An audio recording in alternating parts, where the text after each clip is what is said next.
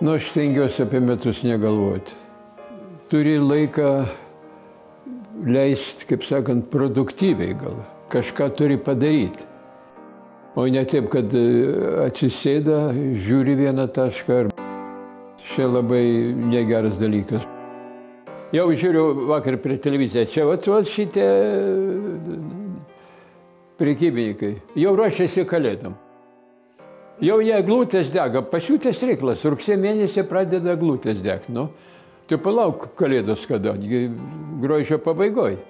Na, va čia, kad uždegti liaudį, kad pradėtų pirkti, kad ruoštus kalėdom pradėtų. Ir trumpinam gyvenimą. 10 metų išdirbau su komanda ir tas man labai daug kainavo sveikatos. Ir nervai, širdis dega, tiesiog nervuojas, pyksta, bet reikia būti ramiam, negali ten kautis. Dabar lengviau kažkaip. Tu vis tiek turi būti žmogus. Pirmai esi žmogus, ką tu atsiekei, tai yra istorija. Jį praeina. Viskas.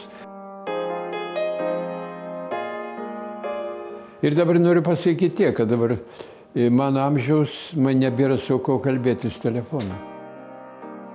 Nu, stengiuosi nekalbėti pirmiausia apie tas ligas, kad oi, čia man taip ir taip. Kažkur jautiesi kaltas, žinai, kažkur, kad vat, kažko nepadariau, per mažai bendravau, o taip yra.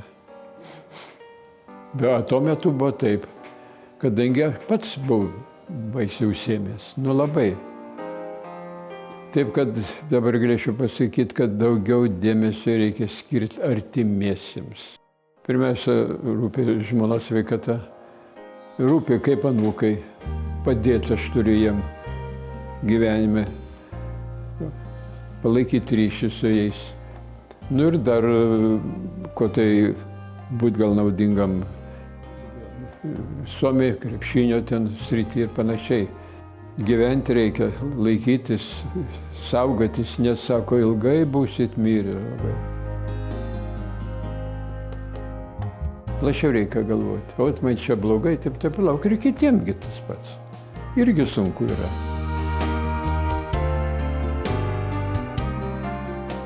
Nu, pirmiausia, noriu pasakyti, kad vis tiek gyvenimas yra duotas vieną kartą. Reikia jį išnaudoti gerai, nereikia pulti į paniką, kad taip toliau atrodo, kad tu tik vienas nelaimingas. Yra labai daug žmonių visokių, bet reikia sugebėti, vis tiek yra ir linksmesnių momentų būna. Ir taip toliau, nu reikia galvoti, atrasti, ką padėti, ko būti naudingesniam, supranti. Rasti kažkokį užsiėmimą, kad sėdėjimas toks labai blogas yra. Labai blogas. Aš ir, pavyzdžiui, sėdžiu, ką galva, palauk, reikia paskambinti tam Rokai. Paguosti, kad nenusimink, tau 35 metai, tik tai aš ir kalbu, sakau, man ir buvo labai sunkumų visokių, man ir, sakau, metė ir išmetė ir vėl priėmė ir taip toliau. Pasikrovim telefoną. Paskambinkit 8 800 820.